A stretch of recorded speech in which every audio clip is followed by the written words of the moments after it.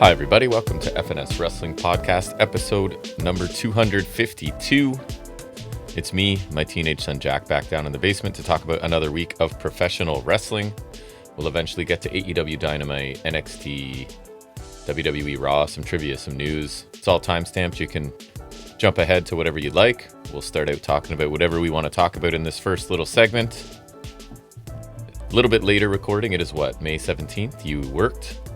And I did stuff last night, so we didn't record last night. So it's a bit later than usual, but I think we'll still get it published on a Saturday. Might be close. Cutting it close for the video, the audio, no problem. That's easy. That's true.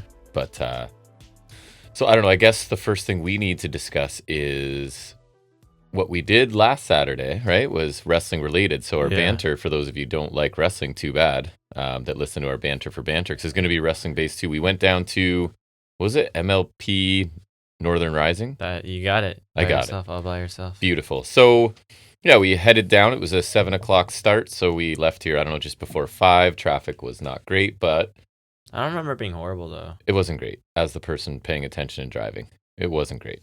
And then the big win was the parking, though, because normally that's a bit of an adventure. It is slightly, but then it kind of worked out. Yeah, it was an adventure because it was at the former Maple Leaf Gardens, which is now called the Mattamy Athletics Center. And so there is a Loblaws in the actual building. So there is a giant parking lot underground. And literally just says no event parking. But you can't park there to go to the event, and there's literally the guy there to turn you away. So would it not be smart to charge for parking there? And then it's like, I would have thought so, but at the very least, then it's like take advantage of that. But so I guess if they're still selling crap, they don't want to. Maybe that's why, because they want their customers. Maybe. You know what I mean? Yeah, we would have filled the lot and then Loblaws. Or was it a Loblaws like a company? No, it's an actual but it was grocery a store. Okay, so then they would want their customers, yeah. Then I'm right. My thing makes sense. So I sort of said to the guy, like, where can we park then, as we were stopped at the light? And he said, down the street on the right, a green P, which is sort of like the common ones in Toronto. But before we even got there, we found one. I don't know how it's even possible in 2025. We paid $6 to park. And not like it wasn't packed. It wasn't full. No one was going in there. There were still spots. And it looked like it looked not like dingy, but like it was just like kind of like just a tiny little parking lot right there. And somehow we could have parked until 7 a.m. It was probably less than a 10-minute walk to the venue. So that was cool.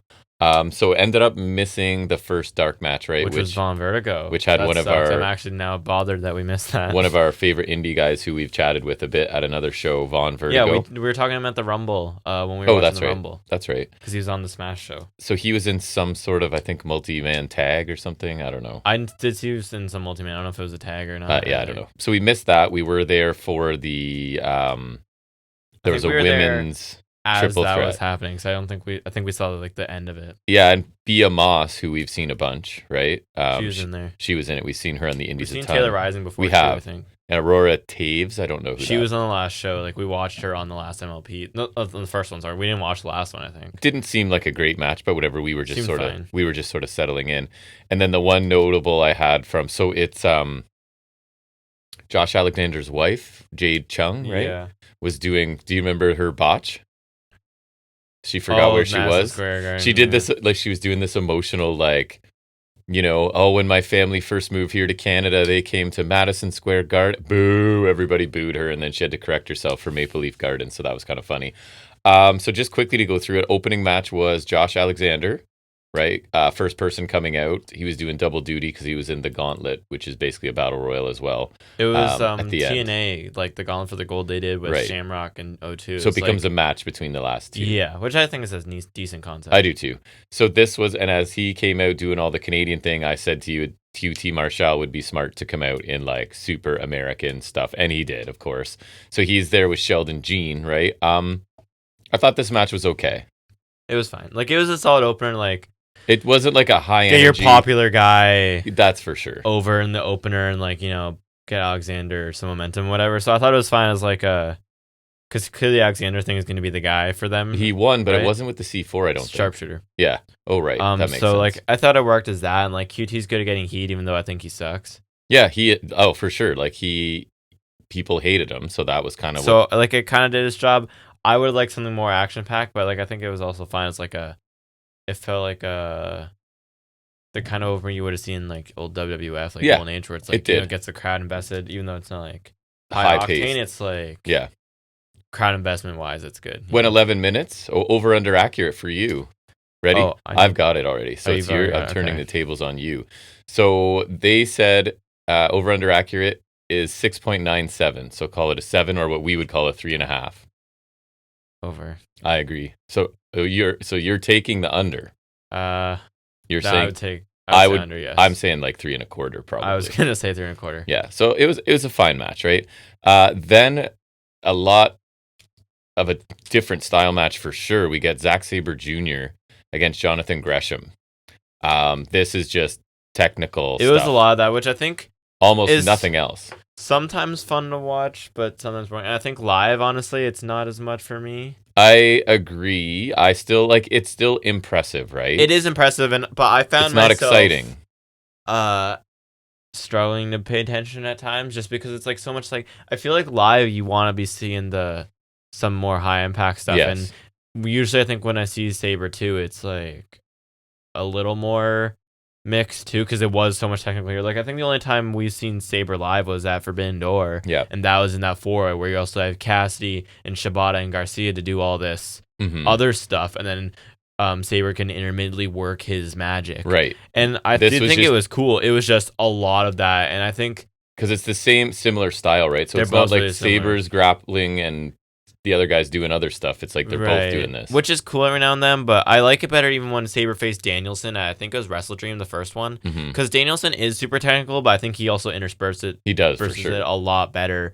And that's no knock on Sabre. I really enjoy him now. But this felt like this kind of reminded me of why you didn't like him. I know. And you know what I mean? Because I used to say like CWC. everyone that wrestles him tries to wrestle his style, and it doesn't make sense because it not even doesn't make sense. And I also don't think it's always like this. For Gresham, it makes sense. It does make sense, absolutely. He does that. It's just not always the most interesting when it's so constant too. Like I think it's always great to feel out a match, but then eventually I think you have to shift a little more. And I don't know. It was not a bad match. It's just I don't think it was entirely for me. It also went almost 17 minutes, so it's pretty long. 17 minutes of like technical grappling. I think it's a little much for me. I think that's also why that pure tournament thing didn't really work out for you when you were watching ROH, did not. Right? Gresham is short. Yeah, that definitely was apparent. Not small because he's jacked, but he is short, fellow. Oh, he's a jacked dude. Him and Grace are both short and jacked. So over under accurate cage match has that at an 8.04, so basically 4 stars. I'm under. Definitely an under. Like I'm saying, did I like it better than the opener? It's so different. It's honestly, really hard.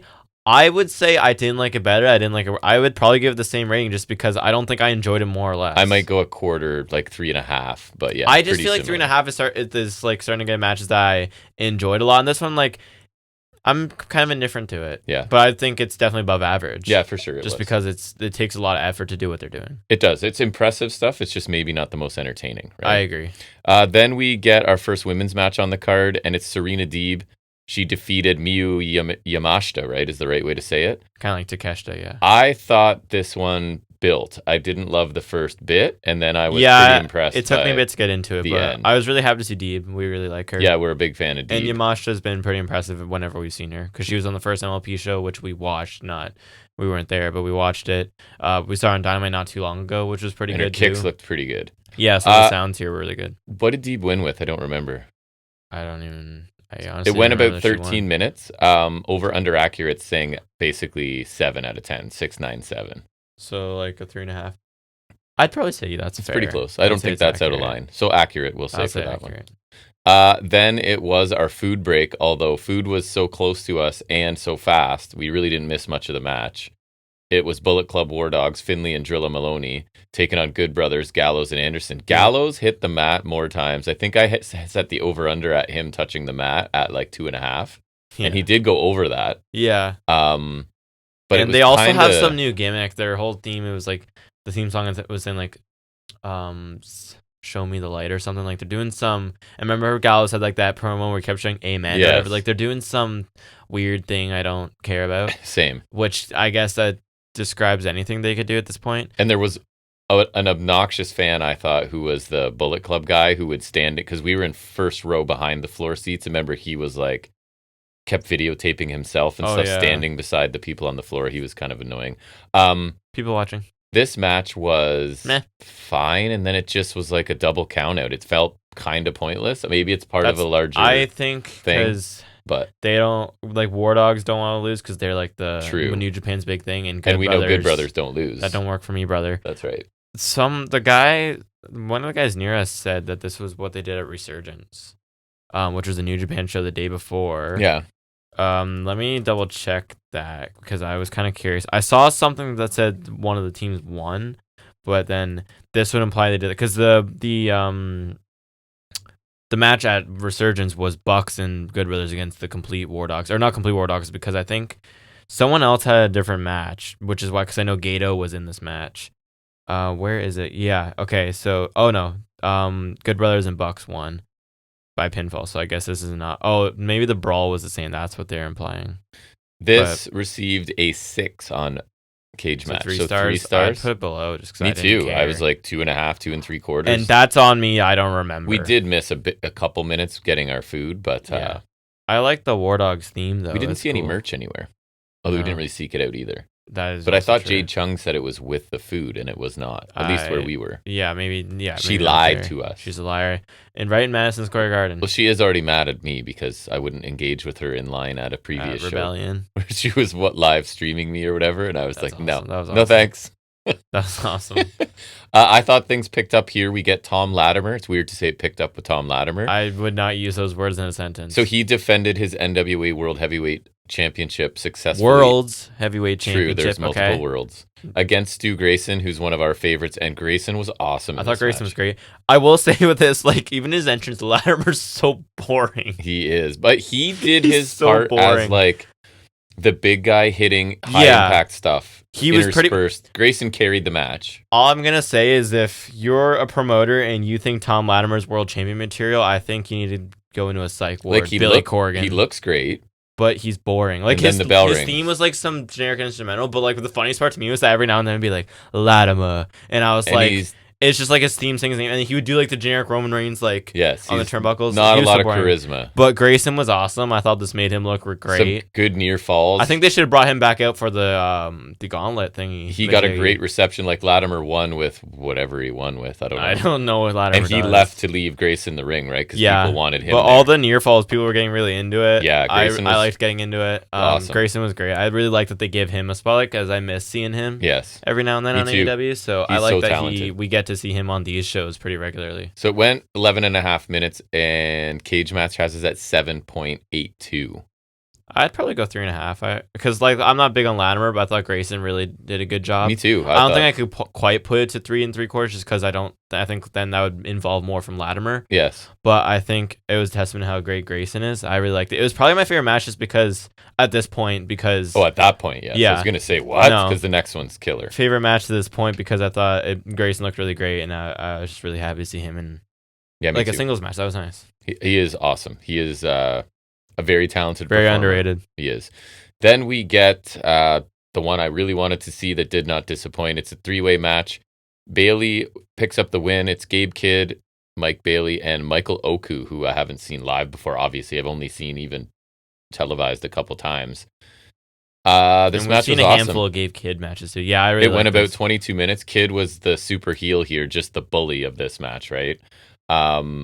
Yeah, this match was terrific, I thought. I really liked it. Speedball does his thing, which is always super entertaining. And Kidd was really mouthy and engaging with the crowd. And Oku He's was really just good, kinda, because he's super smash mouthing, and then he's got like that kind of trash talk element you liked about New Japan Jay White, right? And with two small guys, he just looks like physically like he's Yeah. bullying them, right? Oku had some good shots. He had some good strikes. He's like pretty lean, Very much so. but he's got some good stuff. And Speedball won, which is pretty great. I don't remember what he won with. Was it the Ultimate Weapon? Did we get I it? don't remember seeing Ultimate Weapon, at Me least not either. when he won.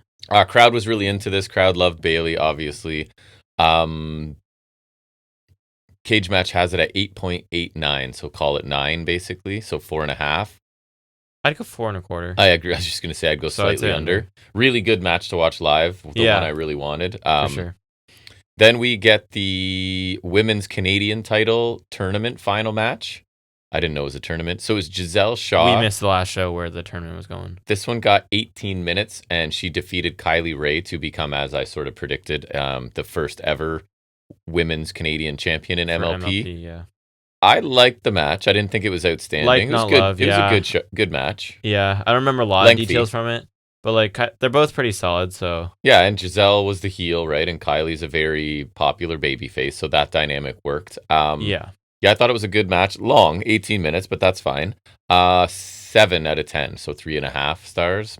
I think that's pretty accurate. Yeah, yeah, I'll go with that. I'd say it's pretty accurate. I would say I liked it. Definitely less than the last two, but still. Right. Then the main event was the 20-man gauntlet match for the vacant or new MLP Canadian title. The inaugural. So, as we kind of predicted, Josh Alexander doing double duty wins. So, I'll quickly go everybody that's in it. Alex Zane didn't really do much. Didn't do much. Bhupinder Gujar was in early. Also didn't do much. Didn't do a ton. Billy Gunn. Did a bit. Bishop Dyer, which is Baron Corbin. Didn't do much. He did hit his end of days though, which was good pop. He did. Brent Banks, who we love, indie guy around here, he had some good stuff. He had some good stuff. ELP didn't do a ton. I didn't find. He mostly had some stuff. He was early, right? Because he started with Rich Swann. He brought the big ugly brown rectangle with him. Johnny Parisi, who I didn't know. I don't even remember. Matt Cardona's in there, obviously. He was the finalist with Michael Allen. Richard Clark was in briefly. He seemed to have some people who knew who he was. I didn't. He's either he might be from MLP or not MLP, MLW. Sorry. Mo Jabari. Yeah. PCO. I was happy he didn't win. Yeah, but they had some angle with him in this. Jimmy Jacobs brought out Dan Maff, some dude who he feuded with in ROH. Oh, that PCO. huge old guy. Yeah, and nobody knew who he was. And this, we're sitting beside a wrestling nerd who had to look him up. Yeah, and we're wrestling nerds. I don't say that with any malice. I had no idea who this was. It stunk up a bit of the match for me. It did. It was a big, thick guy that clearly they're telling some story that not one person there knew what was going on. And he looked pretty. Like I don't want to watch their match because it looks like he's gonna be pretty mobile. But we'll see, I guess. Our personal favorite, Psycho Mike. Good reaction. That was really fun. That was honestly probably my favorite part of the night. Was Psycho Mike coming in and doing his thing and really talented, getting into that comedy wrestler for the most part. I think he's great. Honestly, I would have been fine if he won. Oh, I thought that would have been great. Him being in it made that for me. Yeah, that was easily my favorite part. Like it was just the most fun. Like getting into the Psycho Mike thing. It's stupid, but it's fun. Honestly, if they get a mid card belt in MLP, which I think they should and probably will eventually, I'd either give it to Psycho Mike or Stu. Probably. Me too. Like it was the most fun part. We also had QT Marshall, Raj Desi, which is Jinder Mahal. Rhino, Rich Swann, who started out lasted a really long time. We had Rhino, Billy Gunn, and there was someone else old in the match too. Rich Swann cut his hair and got in really great shape. I'll say that. He had some good stuff. He did. That's why they put him in early, right? So Santino, Sheldon, Gene, and Slex, who we didn't know. Slex. In the moment, I thought it was Flex, but it's Slex, and I guess he's like a veteran Australian wrestler. I was looking him up. He sounds vaguely familiar. So I didn't know who he was. He's like an impressive looking dude for sure. So yeah, Josh Alexander, who was he last? Cardona? And was it the C4 this time? I think it was. I believe so. Right? So that one went about 42 minutes. Crazy, eh? I don't think it felt that long. And I'm not a huge fan of Battle Royals, but being there live helps. And then in the Rumble style is more fun than a Battle Royal. And boy, were their times vastly different, eh? In terms of between entrants. Well, because you know how many entrants should have come in during the whole Dan Maff thing? And sometimes we were joking about like, if the guy coming in took too long to get to the ring, the next guy's going to like chase him down pretty much a couple times. But that I can't really give them flack for because that's just how the genre tends to work. Yes. And just like seeing indie guys like Brett Banks and Psycho Mike for me made it more fun. Yeah, that was nice. I like that they get in there, which is I think kind of the point of this kind of companies that you get the cool big names or whatever, but then the guys like Psycho Mike are getting a bigger platform, like because it's getting on Triller and whatever. Yes, right? And he's hilarious. I think he's great. So I would say money well spent. Like we got a really good match. I think their seats were great too. I do too. So considering as long as they weren't horrible, like that was a great spot. We got a great triple threat match and several like solid to good matches, right? So nothing was bad. Like except maybe Good Brothers. Yeah, Good Brothers, but we kind of knew that going in, and we literally planned to go get food at that point. So, and then after the show was a really cool moment for us. One of our regular listeners and commenters, Ghost Jam, who I didn't know, we're just sort of waiting in our aisle to leave, and someone just starts talking to us, and I couldn't even hear fully, and then it was like, I'm Ghost Jam. I was like, oh, sweet. So chatted with him. Luckily, really nice he was on guy. the same side.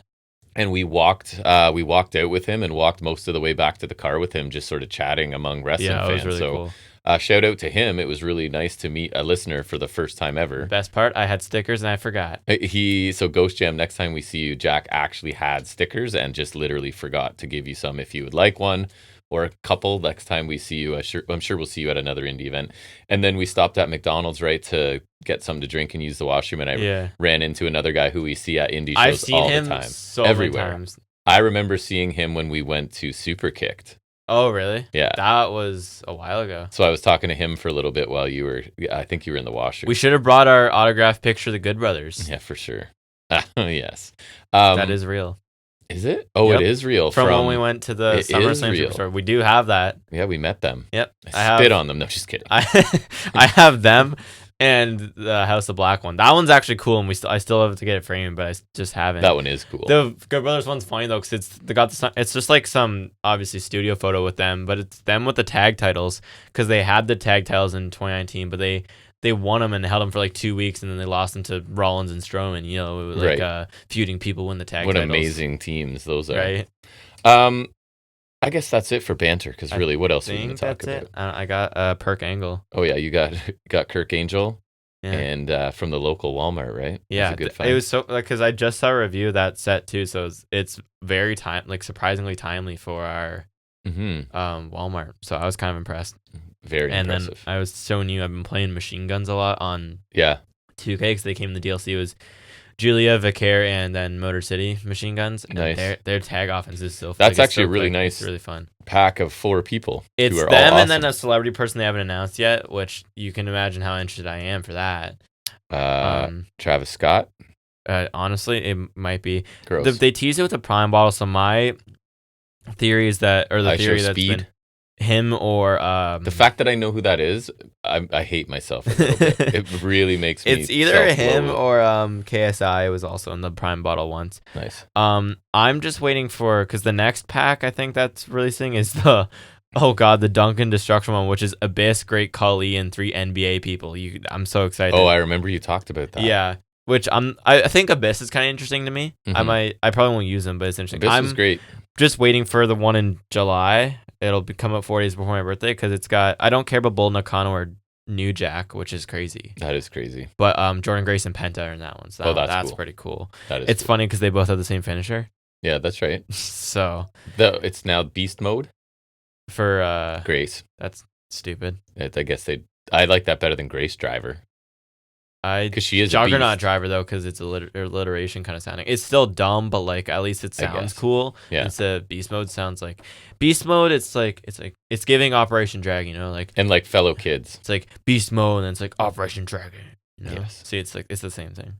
All right. Well, let's move into. I was going to talking about wrestling, but we've already been way into that. Just kind of shoehorned it in there. The normal kind of stuff. So we'll talk about our first segment every week. It's some news and rumors.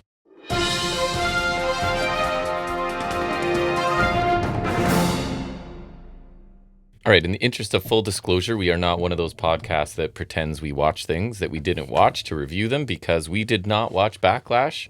Nothing. I think it was like yesterday you're like, you want to watch Backlash? Are we going to watch Backlash or something? And I was like, nah, I don't really want to. And I thought like I'm usually the one that pushes for it. Not even that, but sometimes it's like you'll ask me and am I gonna watch it so that you can just watch it by yourself? Which was not. But because that's what I thought. I was like, and I was just like, I thought about it. Nah, I'm good. And you were just like, okay, yeah, I'm not either. Because I usually like, there's some times where you're waiting on me to watch a match. Nothing appealed to me. That's exactly what I thought. Because I said no, and then I thought about it for a second, and I was like, the match I maybe wanted to see the most was the 4-way, and even then I thought, nah. For me, maybe Lyra and Becky too, because they probably have a good match, but. And then we just checked because we made our predictions in the certainty score. We picked every match correctly, so we tied. It's not even worth looking at in that regard. And even after the fact, if I had heard that something was amazing or that there was something I couldn't miss, and you said you had a news item from it, which you can throw out there now. Yeah, I'll segue right into that. Yeah. Is that Jeff Cobb is officially in WWE. I'm sorry, who? Debuted at Backlash to help Fatu, which is interesting because it was like solo sentiment, not like Fatu's up in on it. So it's interesting. I saw on SmackDown 2 in the segment Solo doing like the yada mean thing. Mm-hmm. And it was Solo is kind of funny sometimes, but like kind of in a Ricochet kind of way. It's like he's definitely kind of. Although I don't think there are intentions for him to be like dorky, but I don't think so either because he's supposed to be like tough king of the streets. Yeah. And Cobb got renamed. And Cobb is now JC Mateo. Which I'm not. It's going to be hard to not call him Jeff Cobb. Jeff Cobb is just so... It's just so easy to say, and it sounds cool. The over-under on length of time I keep calling him Jeff Cobb is probably 12 months. Oh, 12, really? I was thinking at least half a year, but I could go a year. Especially because we like calling him Jepu Kabu. And we don't watch SmackDown, so I won't hear it said a lot. It's not like Gunther, where I definitely protested that one. And Gunther came around eventually. Well, Gunther, it was also partially horrible because I thought it was going to be like the stain of... Then that's main rostering Walter, and he's going to get ruined, which almost happened, but then he got saved by the Triple H regime, and they also didn't make him a Nazi name. Correct. Because that was the other reason it was bad. Right? This name, it's kind of like reminiscent of JD McDonough. Mm-hmm. So I'm sure McDonough is Irish, and then, JD is Jordan Devlin, JC is Jeff Cobb. I get it. It's just the sound of JC Mateo is just really bad. Doesn't suit him at To this be point. fair, I didn't like JD McDonough at first either, and I'm okay with it now, but I definitely like JD McDonough better. We eventually get used to everything. It's just a matter of time. We'll see. I feel like there's some I do refuse. I can't think of it right now. Copeland still. Copeland is one of them. I always called him Pete Dunne still. I'd only call him Butch out of spite. Well, and then you got your way anyways. I won, so that one's different. But I'm trying to think of it. Anyways, it doesn't matter. Poor Jeff Cobb. I have SmackDown news too, I guess. Julia's officially called up, and sadly for me, moving to SmackDown because I don't watch it. I saw. So not only is that sad for you, but my instant thought with this was that, to me, this is indicative of the fact that Raw is the place where things happen, because she showed up there, made her name there, had a big stinky debut there, but then it's like, now that she's officially up, we're going to move you to the show where you want to. Because wouldn't logic dictate that she debuts on SmackDown? Right. And attacks people there and does whatever, right? Like, they put her on the flagship show, and then everyone got just to get her name up there, and then she goes. Right? So, and I kind of liked her and Perez together too. Yeah, to me, it's indicative that SmackDown things don't happen. The only good thing is that I think SmackDown does probably need her more. They do. And Perez, I think, staying on Raw, because I guess Julia, I think it was on Raw, said there is no we, which I guess was her teasing I'm out of here. Yeah. Too bad, because Julia's awesome. I was starting to really get into her, and I won't see her other than on PLEs. Maybe not even, because we clearly don't even watch every PLE at this point. And it's 5 matches, so right. To make the matches feel more special and getting on a PLE more special. I like that and all, but being so strict about 5 matches, it's, I don't know. I feel like 6 or 7 matches wouldn't kill you. Doesn't have to be every time either, but just I'm just saying. Well, I think part of the reason they go 5 now is because they're going to jam so many ads and right, because then that would take away from their ad time. I saw, and if you put 7 matches, it's going to be 5 hours because there's so much. I saw a funny comment from stuff. Omega where he was saying that he thinks pro wrestling's on the path with how TKO does business, whatever, and all their ad obsessions and celebrities. It's awful. They're on the path to Logan Paul versus Mr. Beast main eventing Mania, which is an exaggeration, but I get where he's coming. It's a very slight exaggeration. The way TKO does things, it makes it so it's very painful. Hard it is to enjoy WWE, even when I like it. There's no shot I'm watching a PLE live. I'll tell you right now. I will never watch WWE live. Probably ever again. Skip so much of even PLEs. In your weekly watching, you skip a lot. I skip a lot, right? Whether it's just entrances or ads, it's still so we pay for Netflix, and I'll still watch it elsewhere because I can hold down and double speed it really easily. Yeah, because there's so much. Oh, we're scanning the crowd for celebrities. Double speed, double speed, double speed. Yeah, or we're recapping last week. Double speed. So it makes it so hard to watch WWE because even stylistically, even if there wasn't ads, I prefer AEW because it just stylistically, that's what the in-ring product. But they also trim the fat, and it's match package. Right, they're not doing a million. They're not. I don't see dude wipes on the screen. No. Okay, that is my favorite thing. But it's just so much with the ads and TKO, and then obviously the style. I just can't. It's so bad. I hate the TKO-ification of everything. Me too. Speaking of WWE sponsors, something on Hulk Hogan's Real American Beer, because I think this is funny. They're interested in purchasing Hooters. Yeah, I saw he wants to revive the brand. Of course he wants. Of course he does. Hooters. He's a classy guy all around. So. I just think it's hilarious. Yeah, it's very on brand for him, I guess. Did you see which wrestler is getting a shoe? Yes. So AEW and Reebok are releasing the Swerve Answer 3 sneaker end of May. I did see it, I think. I thought it looked solid. It's too bad Reebok is not a brand anyone cares about anymore, unfortunately. Not much, no. So cool for Swerve, though. He's awesome. And I And just for a wrestler in general to get a shoe is pretty, like, that's mainstream stuff. And it definitely seems like something up his alley, you know? So I think that's cool. Yep. Then a couple matches added to the next Saturday night's main event, which is May 24th, so that'll be next weekend. Yeah. Can't wait to not watch that, too. I mean, like... I'll probably watch it. Because I just don't really enjoy the format of those shows. I know you don't. I don't hate it that much, but I will say, even as I'm about to talk about Raw later, I think I mentioned it to you, it feels like Raw, they're forcing some stuff because they need to get those matches set up for main event. Yeah. And it's like, so it's matches that, even though I'll watch it probably, that don't really matter. And so the lead up to them doesn't really matter either. And like... So it kind of makes it feel unimportant. If I'm not watching Backlash, which is a major quote-unquote PLE, why would I watch this? I don't know. Like, let's be real. But anyways, add to this, we already have, I think, it's Logan Paul and Jey Uso. Yay! Hooray. And then, what is it, Breaker and Rollins against Zayn and Punk, which I think actually makes sense. And that's the only match I'd probably be interested in, honestly. Yep. Because we also get Cena versus R-Truth, which I think is non-title, which I think's, like... in story and just in concept, I think is funny. Yeah. It makes sense because the whole childhood hero thing with R-Truth. Right. And in 2011, R-Truth, when he was a serious heel, crazy, challenged Cena for the title. So I think it's, even though I don't think this is for the title, I think it is kind of cool. We're running back some of his greatest rivalries. In that respect, I do think it's funny. And I think it makes sense not to put it on a PLE either. So I kind of feels like it fits well on main event. I do think it's fun. I don't really care to see it. I just do think it's fitting. Yep. And then McIntyre versus Priest in a cage. WWE's cage matches do nothing for me. Even in AEW, I'm always like, and then I get proven wrong when it's like Fletcher and Ospreay or Swerve and Hangman or Joe and Mox. Not. So even you know what I mean? That feud just doesn't have heat for me. But there's that too. That's what I'm saying. We don't watch SmackDown, so cage match, me no care, and Damian Priest, me no care. I keep saying I just don't care about him. I'm sorry, I just don't care. It's too bad. He's missing something, right? He's like one of those, like, I forget who I've said this about before. He's like 85% of a good wrestler. Like he's almost got the look. He's almost got the. He's almost got the top in-ring skill. He can almost wrestle really well. He's almost really good. Yeah, but he's not. I think this title run was a test run for a reason. I agree. And they have not revisited it. No, and it's guys like him and Jay that make that title feel so second rate to. I was gonna say Cody's, but Cena's. So I don't care about either of those. Really. I guess it's more SmackDown news I have. 2 participants in Money in the Bank determined. Yeah. Alexa Bliss is in. She defeated Michin. I saw people and Chelsea Green thrilled about. Or some people were like, why? Because Chelsea Green, people love her, or just they don't love Bliss? Someone was like trashing Bliss, and then Chelsea Green stuck up for her. Oh, nice. Good old Canadian Chelsea Green. Yeah. Didn't call her Rachel, almost did. Paused before I said her name. And then Solo Sikoa, who I'm a bit surprised they want in Money in the Bank, defeated Phoenix and Jimmy Uso. I saw someone saying this, and I kind of don't disagree that should be Karrion Kross. Interesting. I think it'd be really interesting.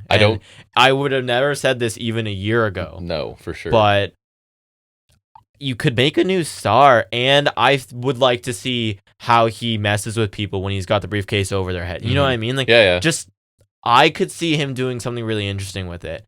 I also think there's probably better choices you could make, but at this point in time with him, like, I think it's got to the point where he has the top selling shirt, and his shirt's like gonna be sold in the arenas now. Yeah. So good for him. Yep. But I think at this point in time, it's not a completely illogical choice, and also one I'm surprisingly not completely against. I'm surprised Solo's in a bit. I just feel like also agree. Is he a big especially deal at the right expense of Phoenix, or even Jimmy, really, but especially Phoenix. I would have put Phoenix in there like that. Me too. Unless Money in the Bank's after the brand split, or the draft, and they want to put Lucha Bros on the same show, and they want to start doing that, because I feel like that's where we're going. Could be. But yeah, those are interesting, I guess. Not really. I have 2 more. More SmackDown-ish, I guess. I think. Yeah. A pitched match for Evolution 2, which I heard is supposed to be either that or Saturday Night's main event is going to be on the same day as All In, which is interesting. What are we going to watch? Evolution could be a cool show. The women's I will definitely watch that, because the last show was pretty good. Yeah. Whatever, 6 years ago. And if they include 7 years ago, if they are willing to include like Jordan Grace and Vaquer and stuff, they could really. They did put NXT on them last time. Remember, it was Baszler and Kyrie in 2 or 3 Falls, And they had the Mae Young finals. And now with Julia up there, like they could have a cool show. I agree. I think that'd be really cool. So I would watch that. Me too. But not overall. And like I'd watch All In live and then we'd go back for obviously. that. Anyways, pitched match for Evolution 2, and also I'll try to nudge you in the right direction here. It's two people they are very high on SmackDown.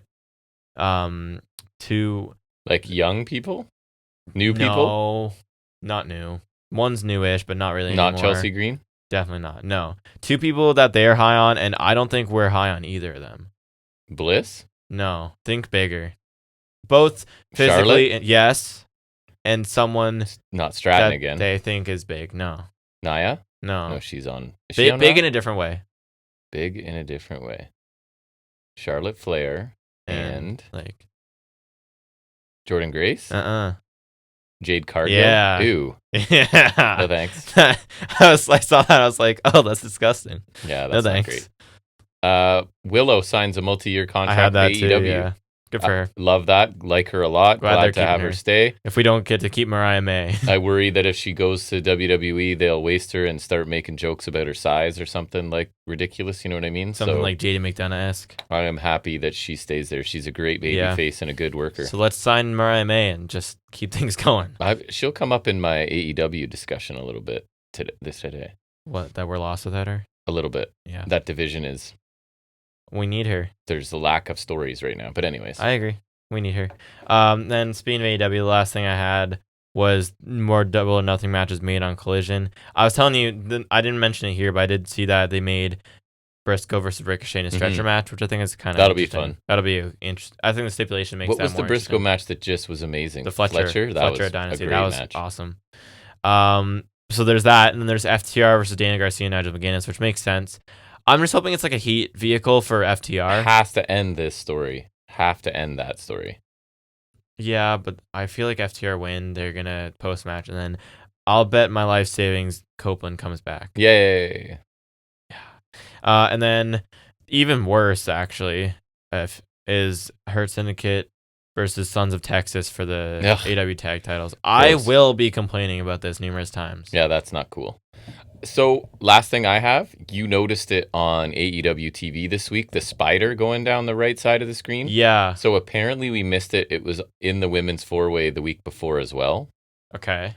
And according to Fightful Select, it is a tease for the soon arrival of former Stardom talent Thekla, if I'm saying that correctly. I have seen that they've been... So, she signed a deal. Interesting, okay. And her nickname is the Toxic Spider. Okay. Interesting. So I did see that. Anything about her. I was like, what the hell is that? I don't know that either. I have seen like reports that they want to sign her or whatever. Yeah, she's Austrian. So Walter, hey, Austria's produced a great one already. I'm just looking at her now. Okay. So we'll see. Maybe I've literally never seen her. She's replacing Mariah May, maybe. You know, if she's good, I'm all for that. Obviously. I think that's cool. I'd never mentioned any of the stories of them signing her because I was like, I don't know who she is. Me either. Really care. But I guess we'll find out. That is interesting because I noticed that. I was like, hold up, go back, and yeah, it's just sort of a animated spider dropping down. I kind of like that. That's kind of interesting because it's like a bling you miss, and it's like if you don't miss that tease, or sorry, if you do miss the tease, whatever. It's not a load bearing tease. It's nothing major. But like it's kind of cool. And then if it's someone like me who notices, I don't know, it's piquing my curiosity, and then boom, she'll. Exactly. And her name is actually Thekla. Yeah. It's just she has the last name. Cool. But then I guess not. So hoping she's good. All right, so let's move into the first weekly program we talk about, and that is AEW Dynamite.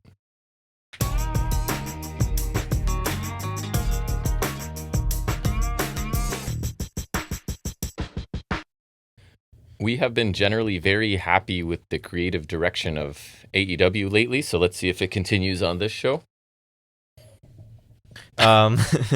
We open with something that would indicate yes. With Hangman Page and Will Ospreay against my boy Takeshita and that other guy I kind of like, Josh Alexander. Just kidding, I like them both. I just like Takeshita more because he's special. Yep. We should have done Fletcher and Alexander, so it's like, big bald boys. Yeah. But Takeshita's cool too. He's got hair. Yep. I see someone with the sign. I don't remember when it was. I think it was when Mox was making his entrance. It was Bald Elite Wrestling, which I think is funnier than someone. else had a sign the other week where it was all bald wrestling, which does All delete we like better. but because all bald, it's like, makes more sense because they are all bald, but baldly it just sounds closer, sounds better. So and this was the story of like, can they coexist? Can they against coexist? an actual team? Yeah, or like somewhat of an actual team because they've been teaming lately. Yeah, and I mean, I'm saying if they keep teaming, I'm not complaining. If we I don't have enjoy anything else them for together Takeshita, too. not or Alexander, I guess. But again, I'm more concerned with Takeshita. But anyways, Alexander there early on, he had like Ospreay up in an electric chair, and then he like dropped him into Takeshita, like coming off the ropes with a knee. Oh, that was cool. That looked really sick. Yeah, Hangman got a hot tag flurry early on. Moonsault off the apron to Alexander. Then he slides back in the ring. DVD to Takeshita for 2. Alexander with the running crossbody knock Hangman off the apron. Then he holds Hangman Ospreay in place for Takeshita to dive onto them. Which I liked. Instead of them standing and waiting, they were being held there by the other person. Yeah, I thought that helpful. Made a lot more sense. And then Hangman hit his Orihara moonsault to Takeshita, which with his ankles of granite. Then Ospreay with the Sky Twister to Alexander, so the big boy dives. Alexander caught Ospreay out of a handspring into a torture rack, then spun him out into a slam for 2, which is one of his usual moves, I think. A nice counter. Takeshita and Alexander hit a double ripcord elbow to Ospreay for 2, which is their usual finish, I think, lately. It has been. Hangman almost buckshots Ospreay, and then shortly after, Ospreay almost hidden blades him. So you kind of like you're almost finished on each other. But it was like Hangman actually swung. Well, because Hangman, like, he went for Ospreay. Alexander ducked, and then Hangman kind of kept going through, and like it looked like he swung on Ospreay anyways. Whereas Ospreay stopped. I don't know if that was a botch or not, because like it could be like he was supposed to do one swinging motion, it was supposed to be accidental. You know what I mean? Yeah. Like, because he did definitely kind of do his second little swing, but I don't know if that was like to keep. I just kind of like it because it's almost like he's got a hint of evil still. Yeah, that I think it works either way, right? He's a conflicted guy, right? So maybe he would still do it. Although he's definitely leaning back to babyface. Oh, he for was sure. even signing some kid's shirt. Right. And then Alexander does take the pin, which sucks, but he eats a hidden blade buckshot, which is pretty nasty. Yeah. So there's worse ways to go. Yeah. At one point, I wrote that Taz was talking about Callis getting his tongue amputated, right? Because Callis was on commentary. Talking about Alexander getting his ear amputated with like the headgear and whatever. And Ospreay, really fun. remember at the MLP show, some guy in the front row was wearing headgear, and Alexander went over and like acknowledged him. So in early on, you had Ospreay avoiding tagging Hangman, and Hangman kind of being annoyed by that, right? To push that. I thought really strong opening tag, really good match, but like it never ascended to the elite level that these 4 guys are capable of. I'm not saying it wasn't a really good match, because it was. Other things, I really would have had the heels win here. You're building them as a team. You're driving home that Ospreay and Hangman just can't quite get along, right? I don't know why the heels had to lose here. That's fair. Alexander and Takeshita, I'm not surprised, though. Really work well together. I agree. I really, really enjoy them as like a smash mouth tag team. And I think that's what I'm saying. A win here would have carried that momentum, and I don't think it hurts Hangman and Ospreay to lose here. No, that's a fair point. Regardless, really good match to start the show. Yeah, great opener. I love all these guys a lot. Ospreay is the best around right now. Hangman's my boy. Takeshita's also my boy. And Josh Alexander, coincidentally, is my boy. I see much more potential for both of them as single stars, but there's not much else for Takeshita and Alexander. I think they have a lot of mileage as a team. I think they're absolutely killer. Like, we've seen them a couple times now, and I think they're really great together. They are. I think their styles complement each other well. Like, they both hit hard and have some crazy, cool looking power moves. They've got good speed. Couple tandem moves now are showing some nice up. Tandem moves. Like, I think it's really working. And honestly, even if they have to lose, I think them against Hurt Syndicate would be like a hell of a, not like a hoss fight, but like it would be a smash mouth match. Like, and I think you're sort of establishing Fletcher as the singles guy in the Callis family. Fine. So and then you have your tag team, even though you have other tag teams in there. I think Murder Machines can go die if we have Alexander and Takeshita. Take Romero with them. Yeah, keep Trent because I guess I like him. I don't really care either way. Nope, Trent's special.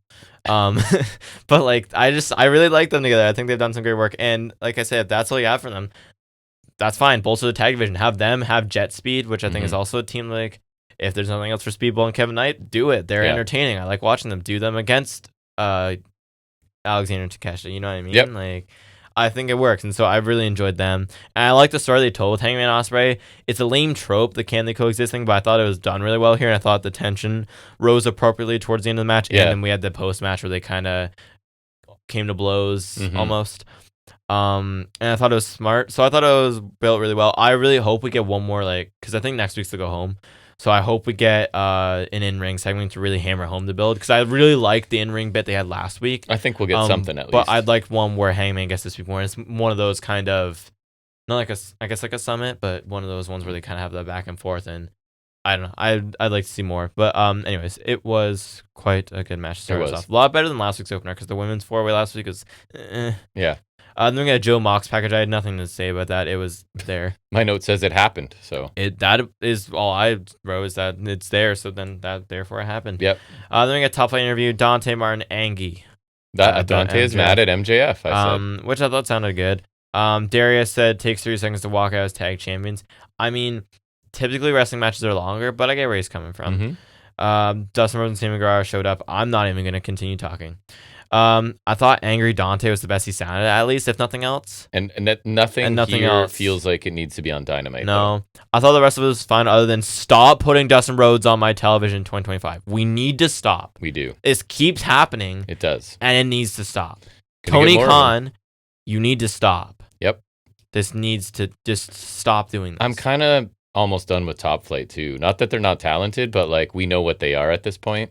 I agree. That's kind of what it's one of those fish or cut bait things, and I think it's time to cut bait. I like watching them in ring, but they don't do things. Right. So, stick them on ROH. I guess. Then we get Ricochet versus Zach Gowen. Yes, that's Zach Gowen. This is an absurd sight. I think it was... Oh, no. I think it was when I was talking to my friend. I thought it was you, but I think I was talking to my friend. And I was telling him, because he was watching Dynamite for once, since he's usually the WWE guy. And I was telling him there was Ricochet and Zach Gowen. He's like, that name sounds familiar. I was saying that it was the guy, the one-legged guy that Redacted beat the tar out of in 03. Yep. So crazy that he's popping up here. But there's some bit on Collision. He was really young then, so he's probably whatever age now. Yeah, he doesn't look too bad. No. There's a slingshot punch to the floor from Gowen, lands on his foot, because you can't say it's so weird. I don't remember where it was, but at one point Ricochet went for a figure 4, which is really funny. Yeah, he's 42. Okay, that's not bad. Actually, that's old. How dare you? Right.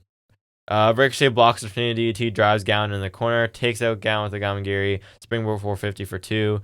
Shooting star press from Ricochet for 2. He tries to use his scissors, but the ref takes him away. Gowen hits a shot with his prosthetic leg for a 2 count. Near fall that the crowd really wanted. Yeah. Right there, yeah. Yeah. And he missed a picture-perfect diving moonsault, really clean looking. It was. Ricochet won with the spirit gun.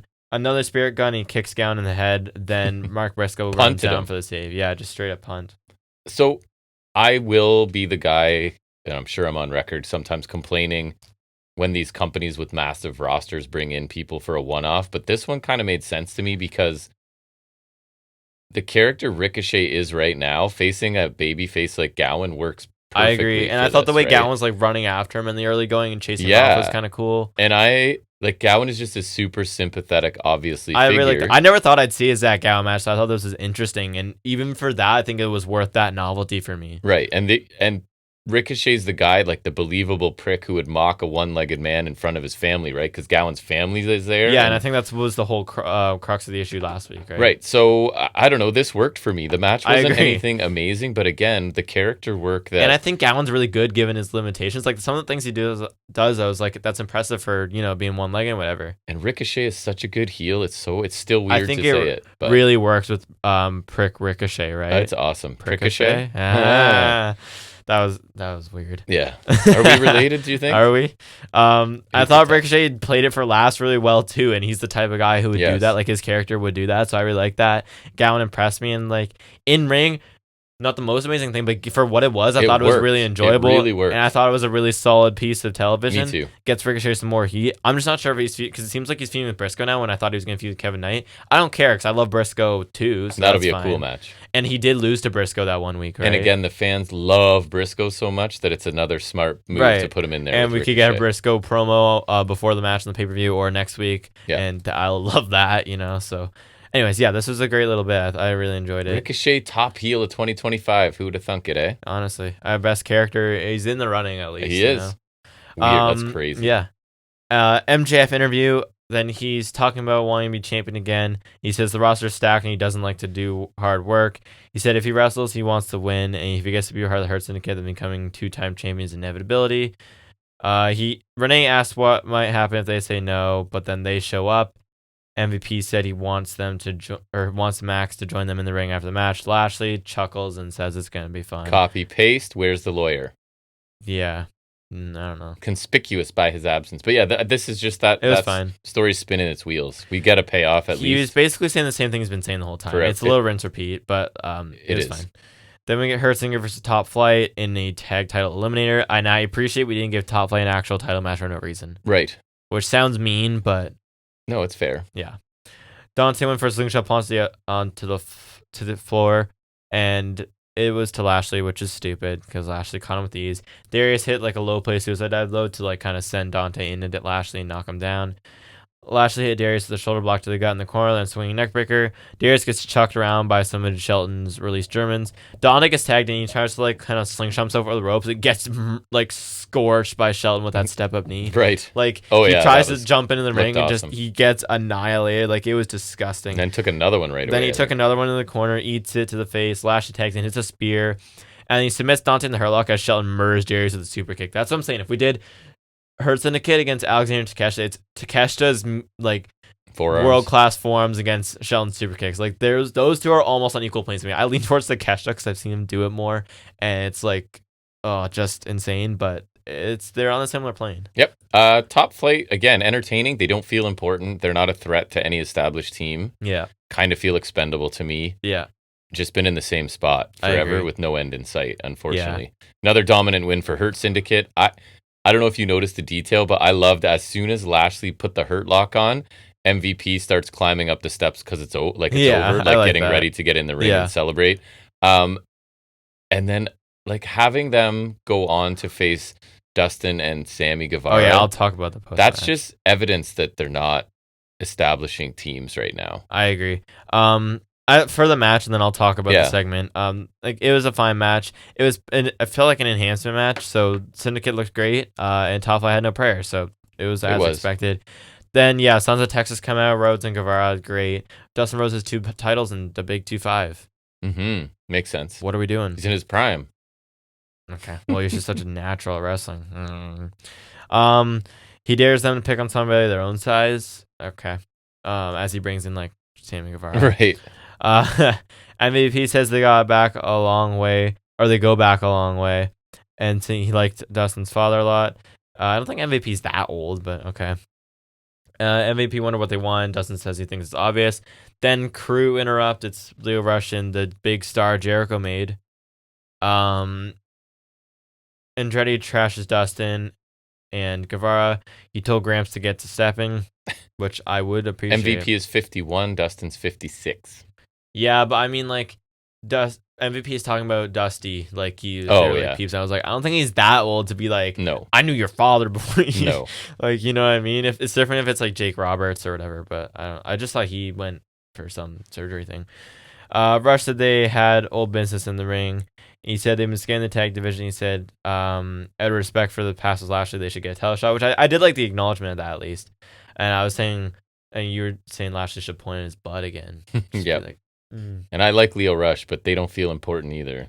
They don't, but I do enjoy. I enjoyed them in ring. Like when we saw them on the Dynasty pre-show, I thought them and Nick Wayne against AR Fox and Top Flight, that was really fun. That's what I'm saying. Just throw Top Flight and random matches on pre-shows, and I'll like them. Yeah, that's true. It's like I think they're like a tag team version of Garcia, but more interesting in the ring and less interesting on the mic, even though Garcia is not known for being interesting. We'll get there. We will. MVP said he's a businessman who has other business to attend to, so they can have a match on Collision where he gets a tag title shot. No, thank you. Then he says after the commercial break, MJF will come out, they'll do the thingy-majiggy. It's after the commercial break. MJF's here for the thingy-majiggy. He's not here. He was hesitant, so Sheldon ran back to get him. He was hiding behind like Tony Khan and Jerry Lynn at some production booth. Yeah, because this whole episode was them trying to sell the idea that not only are Hurt Syndicate going to say no, they're going to beat the hell out of MJF, which I think would make sense for them to do that. It's just I thought they were going to wait to beat him up after they leaned into them. it so hard. It telegraphed the result for me, and it kind of annoyed me because they were doing it so much that it became painfully obvious that they are going to take him and not do what they're saying, what they're leading us towards. I agree. Sheldon brings him into the ring. MVP says it's his moment of reckoning. He asked for this. Him and Sheldon both give thumbs up again. Lashley kind of teases it again. Sheldon looks like he's going to super kick MJF, but Lashley gives him a thumbs up. MJF gets too excited. He leads the We Hurt People chants, and MVP says MJF can sign his contract next week. And commentary surprise. Again, we've been saying forever, like, I don't know what payoff to this interests me. I don't know. This is the payoff I expected, but now there's got to be some payoff to this, right? I guess it also gives the Hurt Syndicate, as long as they're functioning well, a singles guy, because I'm worried that they're going to split Benjamin and Lashley, and I don't think they should. So at least that may be less possible now with MJF as the singles guy, but I don't know. I feel like this story has to get away from just the Hurt Syndicate dominating people now that MJF's involved, and I don't know how I'm going to feel about it, but I'm definitely willing to give it a chance. Yeah, so I'm interested, just to see where it goes. I didn't care for the post-match in terms of being Sons of Texas and Crew. I like Crew and Ring, but they're not exactly high status right now. I can't stand Dustin Rhodes being on a prominent role on AEW TV. So him and Guevara here bothers me, especially because they're the ones likely getting a title shot. They are. Bathroom break match. Yeah. So that'll let me prepare my food for when Ospreay and Hangman come on. With MJF, we finally get the result we were expecting. He's in the Syndicate. Feels weird. And they kind of rinse repeat the Lashley final same thing for too long. Like, the first time they did the thumbs up thing, I thought they built it well. And I was like, but then they do it again, right? Last week. So it was I feel like there was too much middle. Like, we should have had him say no. MJF has to hurt people and prove himself, but there was too much of the am I in? No. Am I in? No. Like, I feel like they did one too many times at least. Mm-hmm. But like you're saying, now that he's in, I'm interested to see where it goes because I have no idea what that's supposed to be. They kind of telegraphed it like you were saying, but like regardless, you knew it was going to get here eventually. So it's fine. Overall, it's fine, but I can't stress this enough. Stop putting Dustin Rhodes on AEW television in 2025. We keep doing it. It's not good. I don't want it. He needs to go away. I don't understand how it keeps happening, but it needs to stop. And don't you feel like the only visible tag teams are FTR, Bucks, and Hurt Syndicate, and they're all heels? Yeah. Who else is like a established non-enhancement?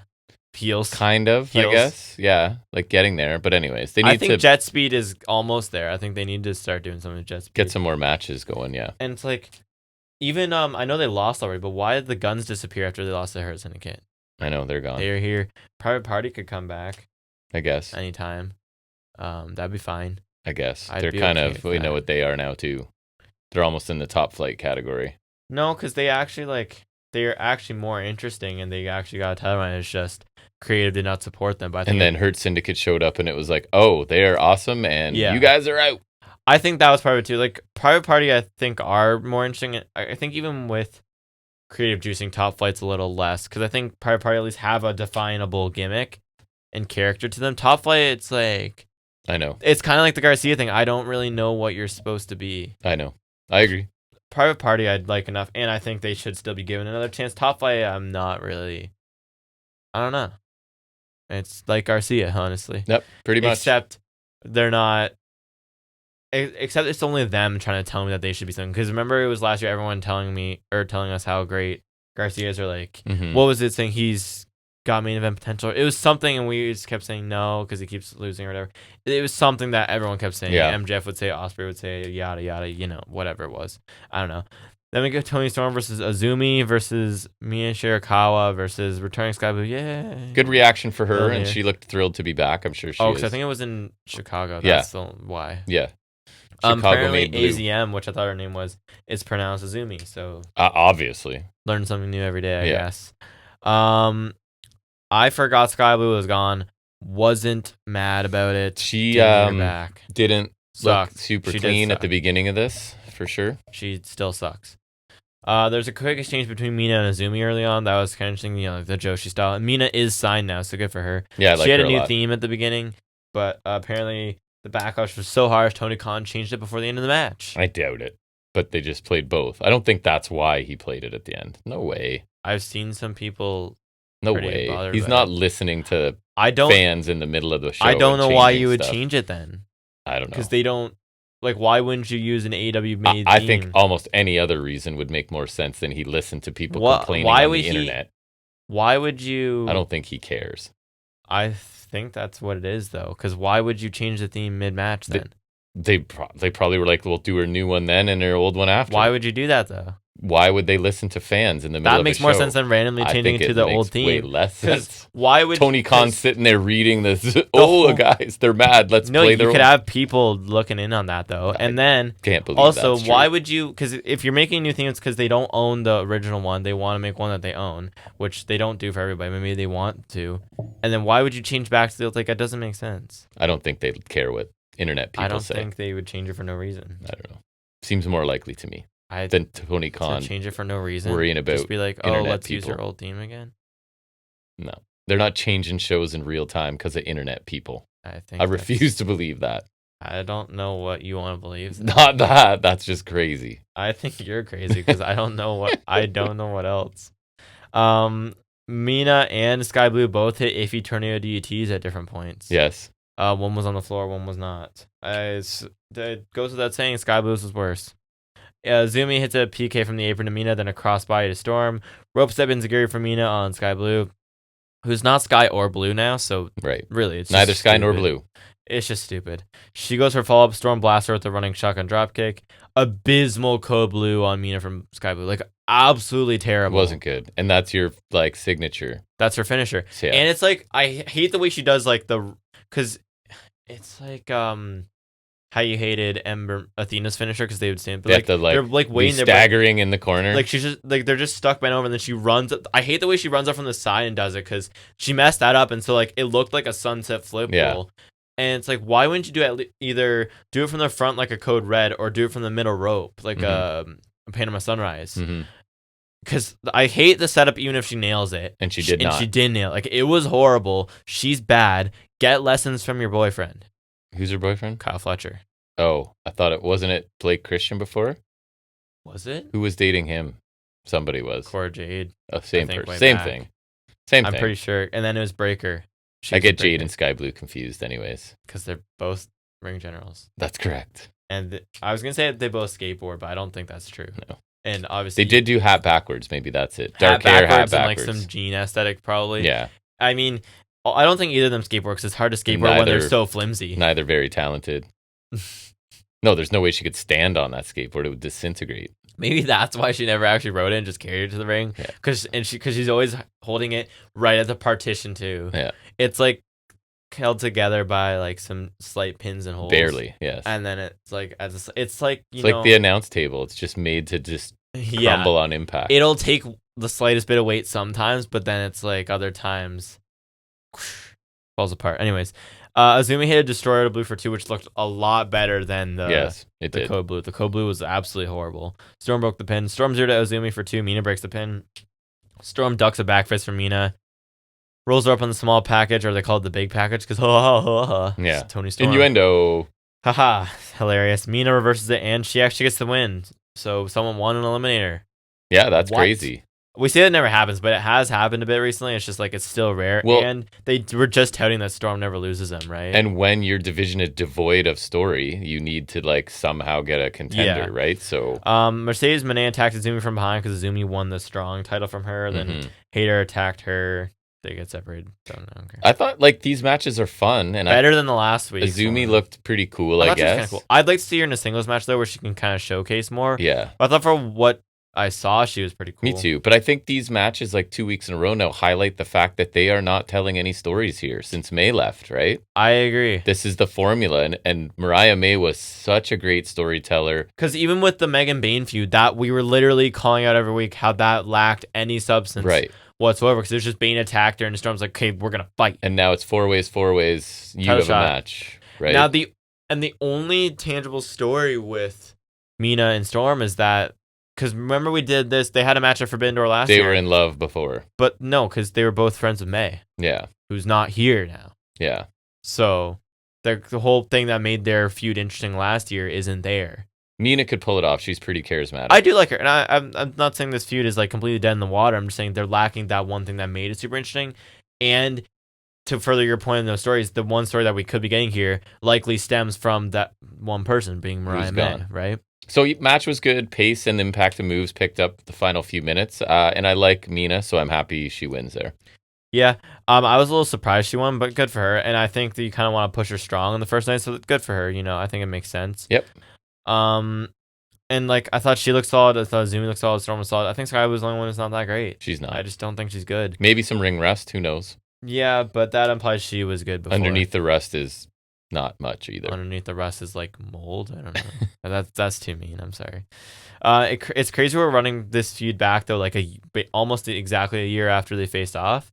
I hope Mariah May comes back in to join it, but nope, I don't think so. Nope, which sucks. It's just, she was great. She was. I miss her. MVP and MJF for an interview. MJF brings in his lawyer Mark Sterling to go over the contract, and then he says MVP is kind of like pushing him away, or Sterling, and MJF says he just wants to make sure it's okay and whatever. This was whatever. I just thought it was kind of funny because with the Sterling cameo, because he was MJF's lawyer in like, what was it, 2020 when he was feuding with Mox. Remember it was the contract signing, and then Mox had a match with Sterling where he just kicked the crap out of him. It better not be that like they can't come to terms on the contract and they're hemming and hawing about whether he's gonna actually join. I assume there'll be some sort of clause in there that they miss later and it'll lead to something, Yeah, I think that'd be interesting. But again, where's the other lawyer? They literally introduced this lawyer randomly for whatever reason last week. MJF has a lawyer, and now their lawyer's gone. Maybe he's not there this week. They'll both be there next week. So he's there when they don't need him, but not there when they do need him. But anyways, I don't know. There's a lot of this. A lot of time is going to this story, and I don't quite know how I feel about it still. So yeah, I feel like at some point I should have an opinion. I guess. It was kind of like the Tony Storm stuff. I wasn't sure for a while then, but now we know. Yeah. Then we hear from Nigel McGuinness. He's in the ring with Tony Schiavone. They replayed the collision stuff last week. Garcia was facing Harwood. Nigel got involved because FTR pissed him off. He called out Garcia, and then Garcia comes out. He apologized for costing him the match last week.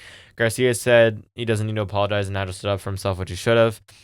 He said Garcia tried to end him and Adam Copeland's careers, and they might try to end Nigel's career. He said he's going to fight FTR with or without him, and he said he would be honored to fight side by side with him. Then Stokely comes out with I love his look with the goatee and the tracksuit. It's so he's great, and it's FTR so are great. Yeah, and this angle is not. Yeah, I think it's just like a starter thing. So it's fine. Then get it started and get it over with. No, this is a starter for FTR. I know, but get it going and get it done. It is going. But they haven't done anything because they're building to the mat. Which I'm saying, get it over with. And so he claimed FTR is not there. He asked Nigel what his problem is, and he said if somebody puts their hand, or Nigel said if someone puts their hand on him, then he fights back. And I think he mentioned Shivani too. Stokely said the apology does nothing for them. He said there will be repercussions. He said Nigel's punishment will be getting in the ring with the FTR in an official match. And Nigel said, it was about Garcia, and he said Nigel said FTR would kill them. Garcia said FTR might kill them, but he's watched Nigel overcome the odds, and he's been doing that his entire career. I don't know what he's talking about. Me either. Like getting over despite wearing stupid pants. Is that what he's talking about? And dancing. He said, give these people Nigel and Garcia against FTR. Stoke told Nigel he didn't have to wrestle and he could just relive his glory days. He said, you can't be FTR since you barely beat hepatitis, which I thought was awesome. Yeah. Then FTR attacked from behind and they beat him up. They hit a shatter machine to Garcia. Matt Menard comes down with a crowbar to save them. So FTR's awesome. Hathaway's awesome. They've been re-energized since the heel turn and their sort of union with Hathaway. But like, you're facing a nobody and a commentator who are flanked by another nobody. So I get it. It's FTR. They're just starting out as heels, so this is the route we're going. But the interest level for me is very low. I agree. Anything Garcia is doing. I agree. And Menard as well. I don't give a crap about Garcia anymore. Nigel was solid, and I did like him on the mic, and I just don't care to see him wrestle. I think he's done a solid job since he's come back, and I do think it's great for him that he gets to be able to a bit again, like especially with how his career ended. So I'm happy for him. It's just personally, my interest level is not really peaking super high. Stokely's really entertaining. I really enjoy what he's added to the FTR act, like you said. I'm not overly stoked, pun not intended, for this match. But I hope at the very least it makes FTR look beast. Okay, that didn't mean to rhyme either. I'm hoping that FTR just kill Nigel, right? And that's the sort of plan with this. They're gonna murder Nigel and Garcia, then Copeland's gonna come back after the match, and we'll start juicing the real feud. Because it has to be Copeland and maybe Christian or someone else. How does Christian get faced, though? That's what I'm saying. That's what people think because Edge and Christian. I get it. I don't think it won't happen. I just don't understand how it would happen. Because Christian has not shown one even inkling of not being a dastardly heel. It's literally the opposite. I know. Right? He's arguably being more dastardly. And so, I don't know. I think that regardless the build is Copeland and Blank against FTR at All In, right? I feel like that kind of has to be the way you go. So, we'll see, I guess. Then we get Moxley versus Joe in a cage for the belt that's in a briefcase. Crowd was super hot for this. That helped. That did help. I think. Mox took down Joe with a couple chop blocks, and he went after the leg more. Figure 4 again. There was a figure 4 in another match too. Will Washington. Between those two, and then the half of one, the figure 2. What's half a figure 4? I feel like it would have to be figure 2, right? Yeah. Which feels insensitive to Gowan, but whatever. We come back from a commercial break to a form exchange. Mox is bleeding and people are now at ringside. Death Riders in the ops. Of course. Manhattan draw big boot senton combo from Joe for 2. Joe hits a powerbomb for 2, but locks in STF off the kick out. Then he shifts to a crossface, but there's rope breaks. It was a bit annoying. I did in not a cage. Like that. Yeah. That's something that bothered me about early AEWs. I remember they would have rope breaks in multi-man matches, and I was just like, no.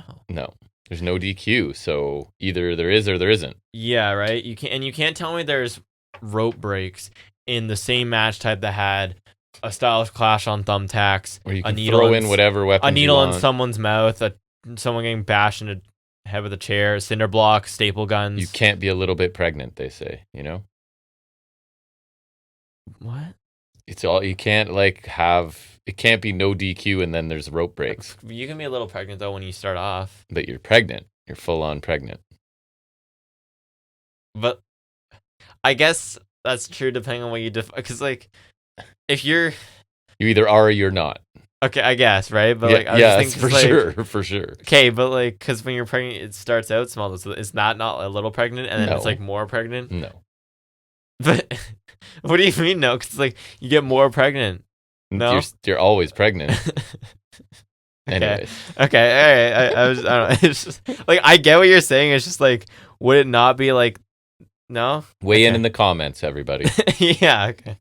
We'll get the 2 comments. Ghost Jam. What's your opinion, Ghost Jam and Kevin? They're gonna be on opposite sides of the fence, and then nothing will be decided. We need a third person to step up and we comment. Need a third commenter. That's right. First time ever, 3 comments. It'll just be Ghost Jam opening a new account as something else just to help us out. Yeah.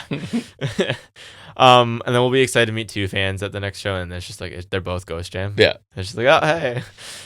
Brief strike exchange. Mox hits a cutter for 2. He locks in the bulldog choke, and Joe's arm almost drops it 3 times, but he fights out. Should just gotten to the ropes. Right. He goes for a Samoan drop, but Mox counters hits a paradigm shift for 2. Then Joe locks Mox in the Coquina clutch, releases, and sends Mox in the cage because Claudio's climbing in the cage, so he knocks him off.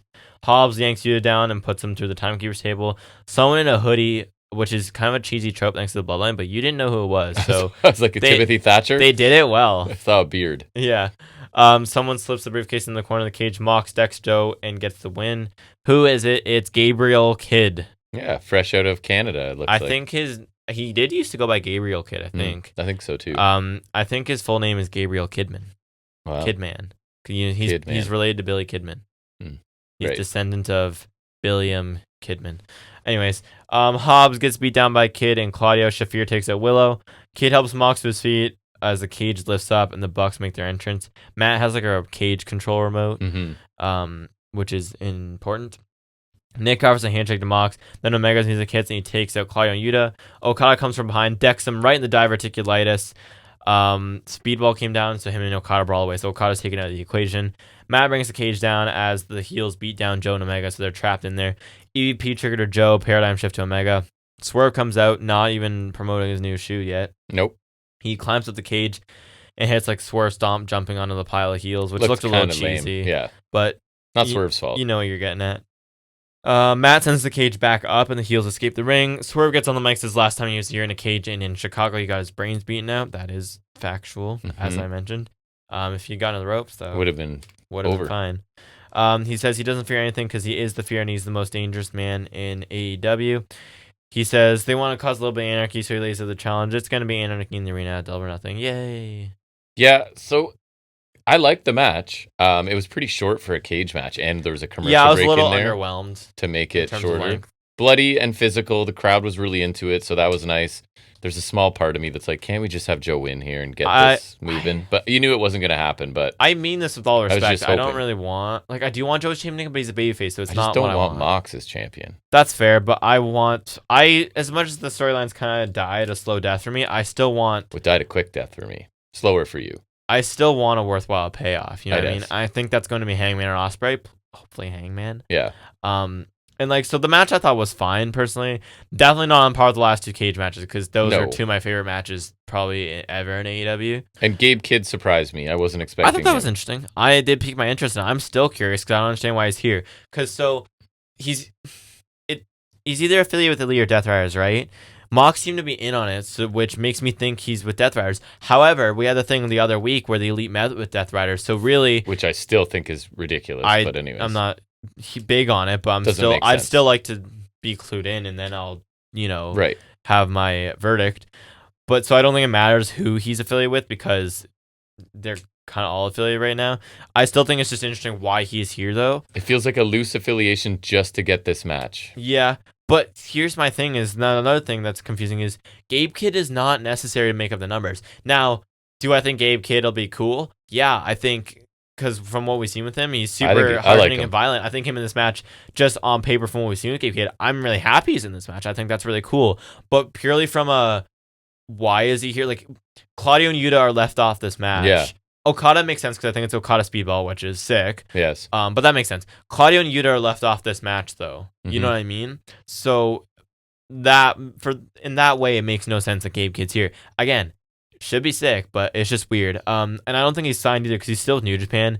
I think his contract's up soon. I would love to see him in AEW, but for their sake, New Japan need to keep him because they are going to die if they keep losing people. Unless they just have way more money to throw at him. Or if they promise him a top spot too, right? Like if you make him champion within the year. But a top spot in a company that's in a downswing. That's true. Right? That's true. So maybe. I just think if they lose Gabe Kidd, he's one of their up and coming stars. If they lose him before he even gets really big, they're done, dude. You know? But I'm excited for this match though, because these matches are usually really fun and chaotic. Yeah, they are. They are a good time. I really like the last couple, I think. So yep. I'm looking forward to it. And the women being involved is kind of interesting too. I kind of like that. Like cool for Willow. I'm just wondering how do they get to them? Are they going to be interacting with the men? I feel like they have to at least a bit. I feel like that's definitely a spot or two planned. That's why I was kind of curious, but that's why it kind of piques my interest. You know? Yeah. At the end of this beats another Mox defense too on the pay-per-view. And right? I love Swerve, but I thought it was weird that 7 people were afraid of him and raised the cage to get away from him. I mean, I guess makes him look cool. I guess, but anyways, overall, stab you with a needle or something. Overall, a good show. I didn't love it as much as a few. I think I liked it better than last week though. Especially for a TV special, though it lacks a bit. Really liked the opener. Thought the main event was fine. The Ricochet Gowan thing worked for me, like we said. A lot of the MJF Hurt Syndicate stuff, which I'm not fully on board for. The women's match I kind of liked as well. So I went with a solid B this week. I think it was better than last week, but not the weeks before that where we really loved it. So I gave it a B. I thought it was entertaining. Yeah, I thought it was a solid show. And for a special, it lacked, especially because the last TV special was godly. Especially in ring, I feel like we didn't get enough killer action. The opener was really great. I thought the main event was solid and the women's match was okay. I really enjoyed Ricochet Gowan, but in ring, it's not the greatest match. No, it wasn't a technical masterpiece. I really enjoyed it still. So honestly, it's still an up. I really liked it. Syndicate's business was fine. And we finally got that payoff. I'm not a fan of Dustin Rhodes being back on the show. That sucked. That was a minus. I liked the FTR Nigel segment just because I think FTR and Stokely is great. And Nigel's solid. Garcia, don't care. Post-match angle from the main event was also interesting. Gabe Kidd showing up. Yeah, that was cool. That was a nice surprise. Announcement. So yeah, that was solid. Overall, good show. Easy tier below Spring Breakthrough though, which is about an A. I think we gave an A-, but retroactively I think it's an A. Yeah. So this is a B. Yeah. Yeah. And I think we've pinpointed it's the Jericho effect, right? Yeah, He's no been Jericho. nowhere to be seen, and we've enjoyed Dynamite. I know we say that jokingly, but I think that's kind of true. It's like because it's a decent chunk of the show that we know isn't taken up. Every week it's a minus, and it's not there, so it helps. Brings up the average. It does actually. Anyways, we'll move into talking a little bit of trivia as we take a break from the analysis. We call it Off the Top of His Head.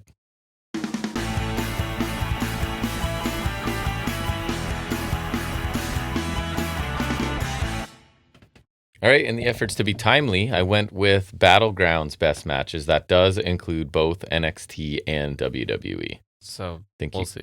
Think you can handle it? One of my favorite matches is at Battleground. So. Oh, interesting. Okay, so I'll start at 15, which I would never get this one. WWE Battleground 2015 Dynamic Tag Match. Highlighted both teams' charisma and in-ring abilities. Good luck. New Day. Yes?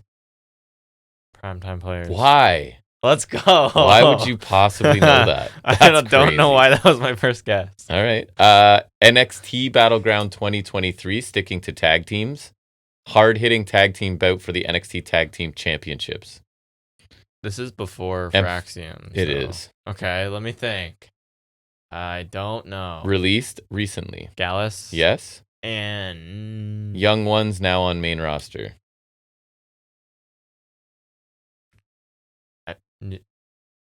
I think one of them will be a single star eventually. Oh. Diamond Mine? Oh, Creeds, really? Creeds, yeah. According to this, who knows? Makes sense. Same show, Battleground 2023 NXT. Technical showcase for the Heritage Cup. Dar, and was this Dar and... No, it wasn't, because that was a different show. Dar. And Dars for sure. And Dragon Lee. Yes, very good. I do remember that. I remember that being good. I was thinking, because I remember it was No Mercy, it was Dar and Butch. Right. But I remember that being really good. Of course, how could it not be? Number 12, NXT Battleground 2024. It was to have an inaugural champion for a new title. The ladder match, women's North Who was in it? Kalani. Correct. She won. Slow Ruka, because she does things. Yes. Jay Parker.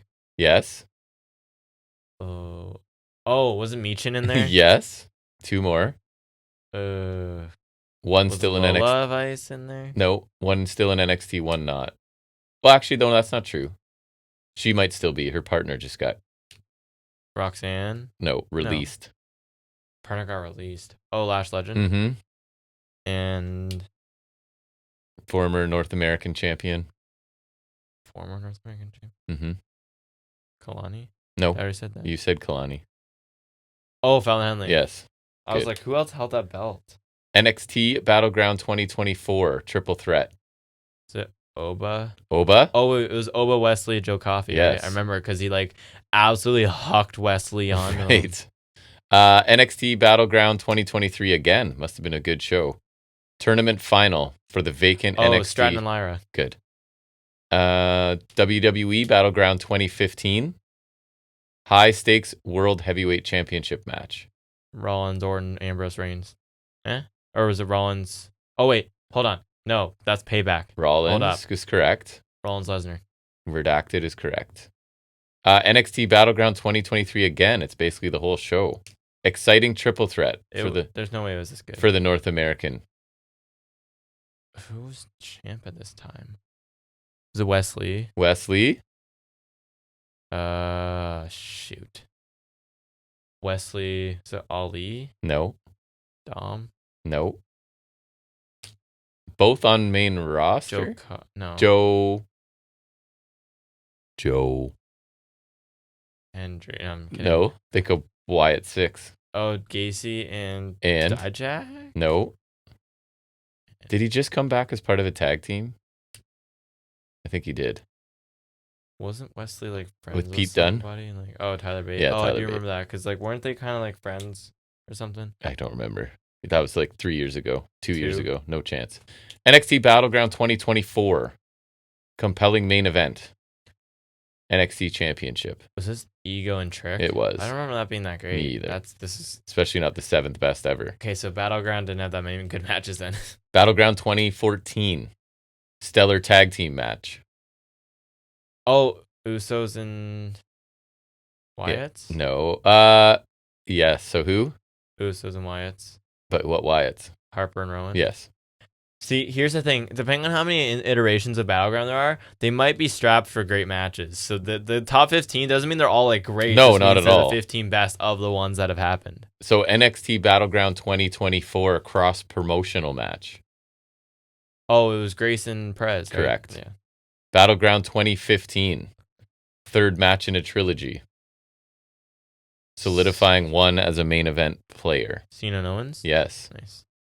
What do we have? Battleground 2016, WWE, that is. You should know this. Triple threat. It was the Shield triple threat? Correct. Yeah, that's my favorite. Yeah. I love that. That's the third.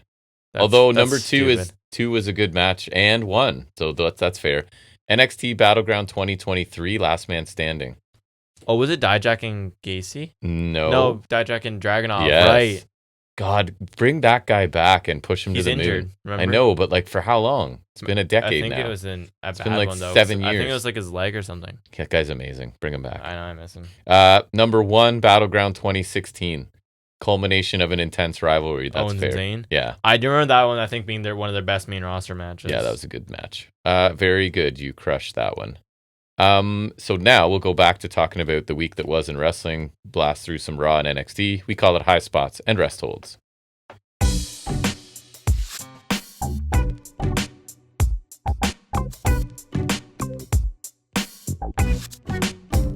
Don't know how much you saw or not, but we'll talk about everything. Hop in when you want to.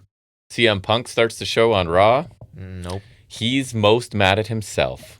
Fair. Because everyone hates him and no one wants to see him succeed. Remember that. He said Heyman has stabbed him in the back before.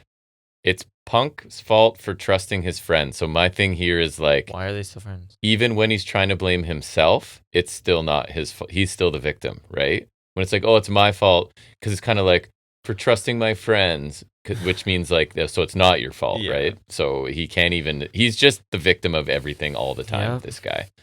Lots of fat jokes directed towards Heyman. Calls Rollins Temu CM Punk, which I don't even think is I don't think that fair. remotely makes sense. I don't either. And he wants to squeeze Heyman's neck until his eyes pop. Heyman walks out alone. I think Punk calls him the Penguin at this point. Punk tells him to choose whatever words carefully. They'll be his last. And then Rollins and Breaker kind of show up to flank Heyman as the crowd sings Rollins' song. And I think this is where Rollins is like, you're just a song. And then at some point the bell has to ring, which also like, doesn't make sense. Yeah, I saw them Guys, post that. probably better than you in ring at this point. I would actually say he is. At most points, I don't even like. Punk was pretty awesome. Punk was good, but like, I don't know. Rollins has always been great, so I thought that was kind of a stupid thing to say. It was. Rollins says that just when he thinks Punk can't get more egotistical, Punk finds a way to top himself. Punk. That sounds more right. Punk made Heyman's life hell while claiming to be his best friend. He calls Punk scum, trash, human excrement. Asks if Punk loves being on the wrong side of history. Says Punk loves to play the victim. And wants to die a martyr. So this is more like heels telling truth. Yeah. Seems to be like a trope in WWE right now. Hey, go be right and then have CM Punk refute it. But you're the bad guy. Yeah.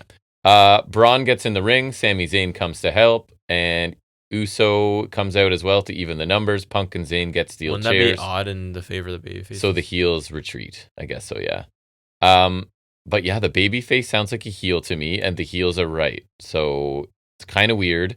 And again, this just felt like a clunky way to get the main event faces united, right? To take on the new heel faction for main event, which is what we end up getting, right? A tag match. And so, I think it's also to prolong Rollins Punk because you don't want to throw that on Saturday night's main event, right? But like, and this still gets some progression, so I think it's kind of. And everybody speaking in these roles is going to do a really good job, right? It's not that. It's just like it feels like you're like, okay, this is the match, as you always say, like, and we work backwards from there. Yeah, we're reverse engineering it. Yeah. Chad Gable takes on Penta, and it was basically because El Grande is out of the country doing something. I can't remember. So really good 11-minute match, as you would expect from these two.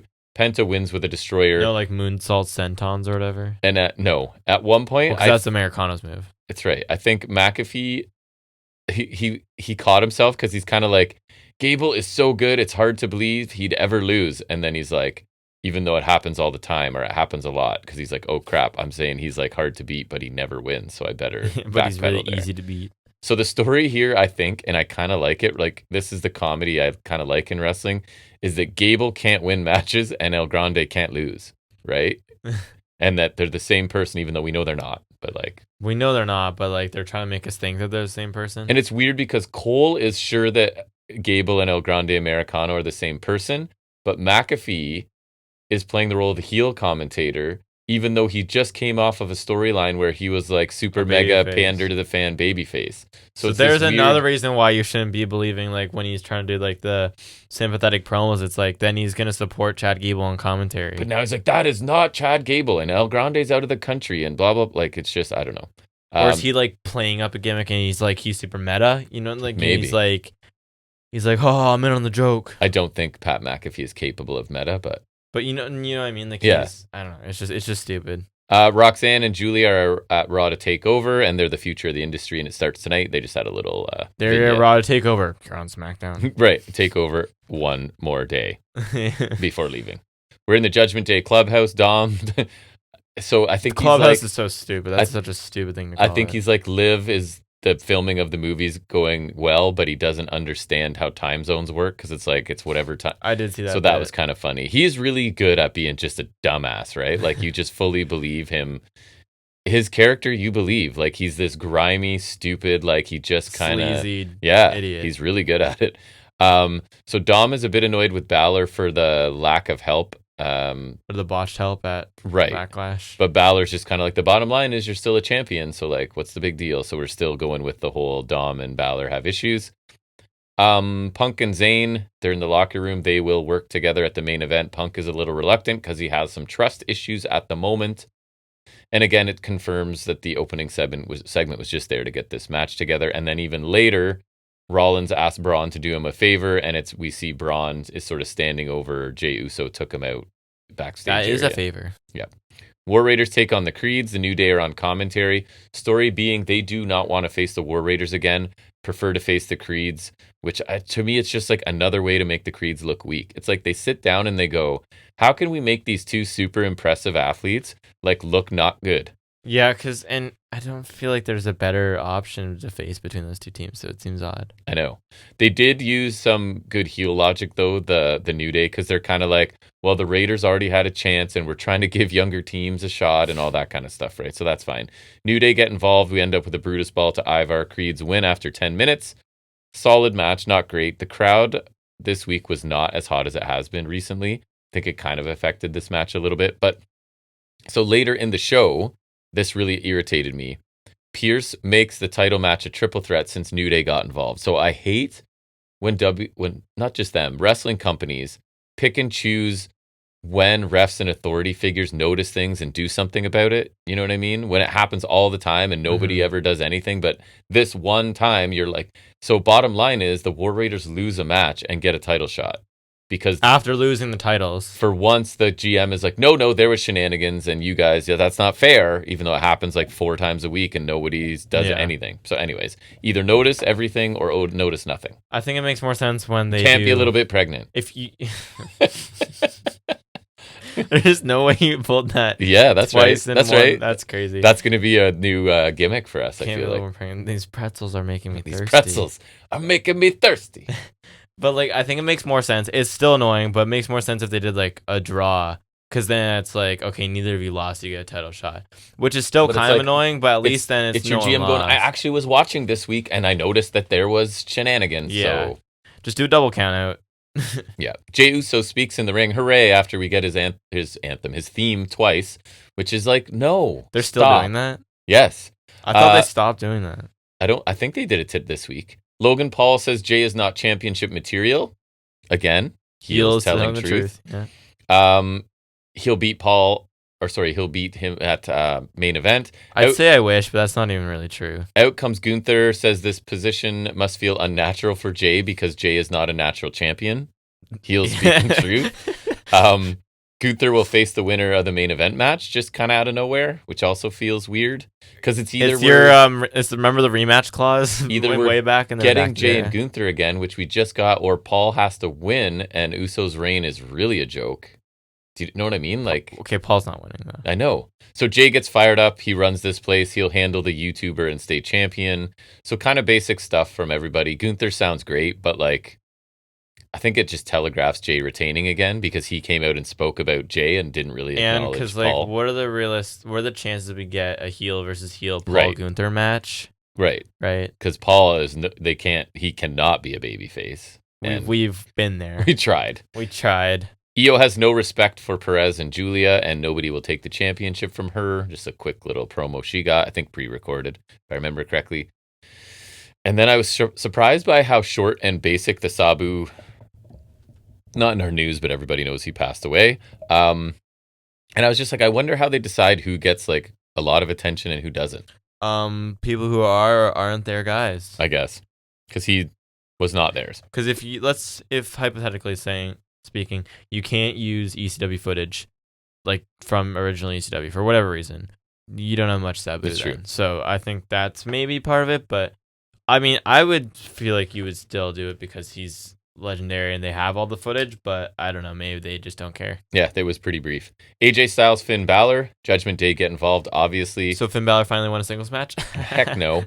Penta shows up to help, including hitting a destroyer to Carlito on the floor. Styles wins with a phenomenal forearm, 16 minutes. I thought it was too long. I didn't really get into it, and like the final stretch was better, but I'm finding like I saw praise for this. Balor just kind of exists for me at this point, right? That sucks because I like Balor a lot. I feel like either the age and added bulk of Styles or both. Like I think he's lost a step or Styles something. has? Yes. Because he's just huge now, and he's my age. He is jacked, yeah. And I think Balor, they've wasted Balor. AJ he doesn't like pop off the screen like he used to. You know what I mean? Like his athleticism was like stood out in a company full of athletes, and that's not the case anymore. And I mean, you can't keep that up forever. And Balor just does what he does, which is great, but he's never going to win. He's never going to be a part of anything major. So you're just kind of like, Balor could be so much more because that NXT run, the second one was so good. But he's so small for main roster, I think. He's not even though. I mean, he's pretty small. But like, he's ripped, I don't care, though. but they do. He is. He's like ripped. And Judgment Day just continue to look inept, right? They can't even cheat right. This faction used to be something like that helped him get on TV and do more. And now it's like, I feel like it's kind of like an albatross for Balor. A little bit. He needs to figure out what's going on with Dom. He needs to I think maybe go babyface, be a top guy, and bring back the Demon for select occasions. Because that helped make him big. Like, Balor should be so much bigger because Balor's awesome. Balor is good. And I think it's like they gave him the chance, but he got injured. And it's like, okay, you suck. And now he's just like the upper mid-carder who loses to people. Literally doesn't win. That's like his thing now. Becky Lynch in the ring to speak. I get people like this. I didn't really. She's saying she actually won at Backlash because Lyra had to go to the hospital while Becky had a shower and a shot of tequila. Lynch brought out the best in Lyra, led her to the best match of her career. Lyra has never mattered more, and that is thanks to Lynch. She then turns her attention to the fans. Really basic stuff. They were mean to her online, so she left. The fans abandoned her once she was successful because fans can't relate to being successful. She is what they say she is. Selfish, greedy, cutthroat. The other girls will learn to be held down by the man. I thought that line was kind of cool, to be honest. But I didn't like this. I thought, like, my memory's not good, so I felt like she was doing John Cena light. Like, all you fans are mean to me, but I get it. They've been mean to Cena for like 20 years. So they were mean to you for like 5 minutes. So I guess in the grand scheme, it's kind of. I just thought this was. I don't know. It felt like she's trying a bit too hard, and it didn't connect all of the history she's talking about. I was like, did they? Was that really what happened? I don't know. But anyways, seems like we're getting a Lynch Lyra rematch. I'm guessing some sort of stipulation. It's like the series I theorized. Yeah, and it's Lynch is trying to get Lyra over. I appreciate that, but I feel like she's doing some pretty basic stuff heel-wise. Another Rusev vignette. He didn't want to do what he did to Otis. His brothers need to wake up. He would rather see people fall at his hands than fall into the abyss. Kind of more of the same. It still gets my attention. I fear there's not going to be a lot of mileage in this. I do too.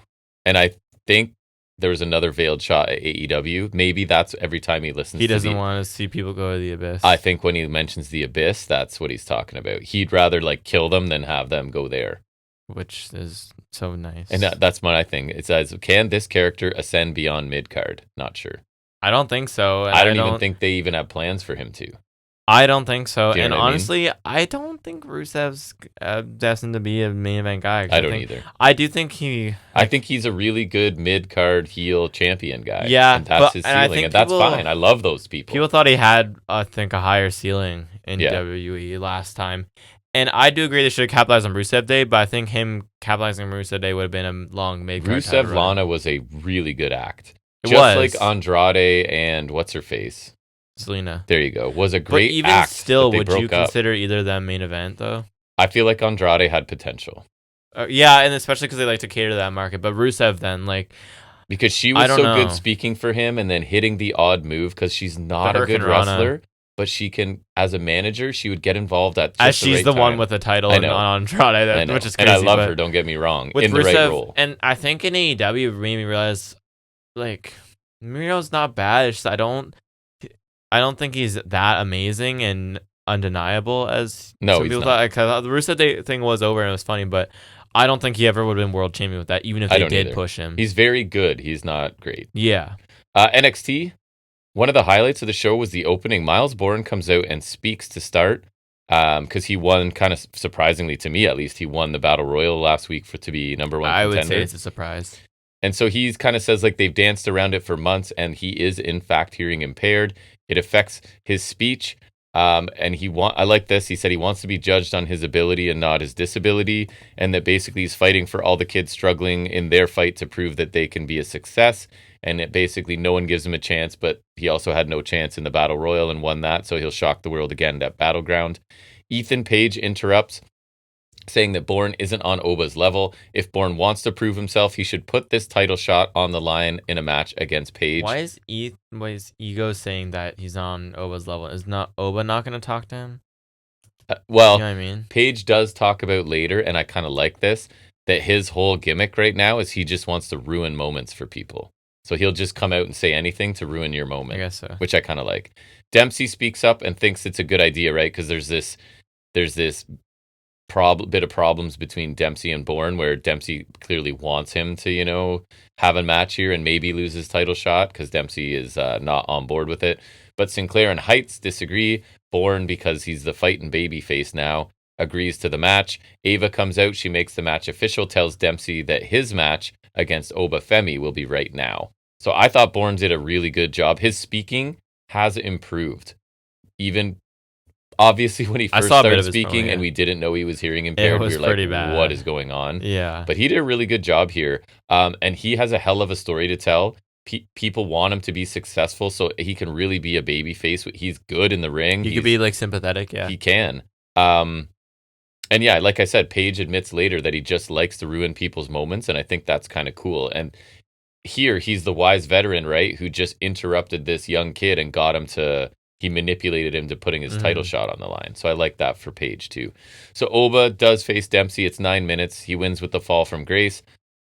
Clear contrast of styles, right? Dempsey was targeting Femi's arm and does a really good job of that, and Femi continued to power out of things. One of the power outs, I forget what it was specifically, but it was really impressive. I think he threw him overhead, basically. Oh, I think I did see it. I don't remember what it was either. And Dempsey's facial expressions are great. His style feels really unique in NXT. I really love Dempsey. Because you get a lot of, not accomplished wrestlers there, and he is so technically sound, right? That it kind of stands out in a way. I quite enjoy it. And the way he, bridges into suplex and whatever, I just think the way he does certain things is super unique. It's just, I don't know where that gets him in WWE. It doesn't get him far, which sucks, but that's why I think he should go back in the Heritage Division. I'd like to see him versus Dar.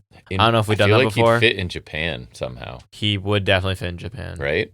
I feel like maybe he could do well, kind of like Sabre does. Right. Dia Hale and Petrovic are backstage. Paxley's there as well. She starts freaking out about her friends leaving her, which is the acknowledgement of Dolan got released, basically, I think. And Shotzi's not getting renewed or whatever. Right. Same thing. That's right. Both of them are gone. Yeah. There's a reference. It looks Dolan's departure has made Paxley snap, so we'll see more of that in a minute. Tony D and Wes Lee have a match. Lee's group has a name according to the graphic. Remember I texted you? It was High Rise with Rise spelled incorrectly. Bad. So I think it's Wesley has to have drug references in there, I guess, because the Rascals were big weed smokers. So I just think the name's so stupid. I don't think anyone mentioned it on commentary. It was just It sounds so on the screen. generic 2000s. I know. I don't know. It's just not good. Lee's guys cheat a bunch. Tony stays one step ahead. The cardiac kick is countered with a spear, and it looked like Wesley landed right on his head, and the ref comes over to check on him, and I guess he was fine. Then Stack shows up on the screen. He knows where the safe house is, where Rizzo is, and that obviously distracts Tony, who takes a successful cardiac kick and loses to Wesley, even though the kick had him right against the ropes and his arm was breaking underneath the ropes, and they just ignore that detail, right? Tony races off to try and stop Stacks from murdering Rizzo or whatever he was going to do. I didn't really get into this match. I find Tony is even less interesting without he's just a singles babyface now, right? And it's not really very interesting. Mobsters, dude. And Lee's just kind of wasted as a pawn in this story. So I don't know. I didn't care. Lee gets a win, so good for him. Later segment, Tony shows up at the safe house only to be ambushed by Stacks with a crowbar.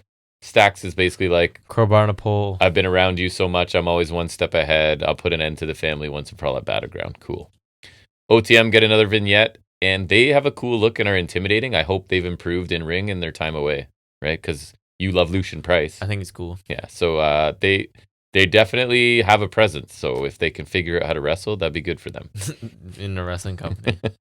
Vaquer, Toxic Attraction, and eventually Jordan Grace are in the ring. Whoa, who? Oh, wow. Fatal Influence. I literally have it wrong. And I'll fix it, insane. even though it doesn't matter, and no one will ever see I it. was like, yo, hold on. We're just gonna. I wasn't even trying to be funny. You like carried on hard too. Like you believe They are that the one. same. Yeah, I sold it. They are. I'm not gonna deny that they're not the same. It's like you hard. Things were fumbled. said. It was just to set up a match where neither team seemed to be on the same page because Fatal Influence seemed to be having issues. That's who they are. Mm-hmm. And Vaquer and Grace obviously want the same title. We do get Miles Bourne taken on Ethan Page.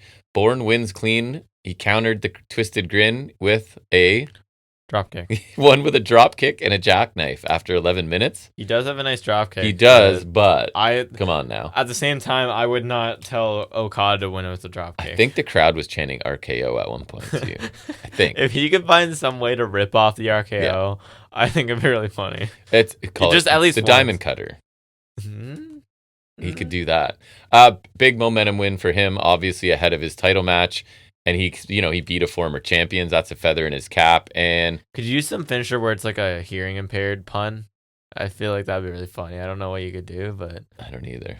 I'm gonna see if I can Google hearing impaired puns. Page is established, so I don't think losing hurts him much, although I don't love him losing to a drop kick. But anyways, seems like Page is here to just elevate people and get out and maybe head to main roster soon. And Evans and Ashante are bickering backstage. Oh, he should do a sleeper hold and call it the death grip. The death grip? Nice.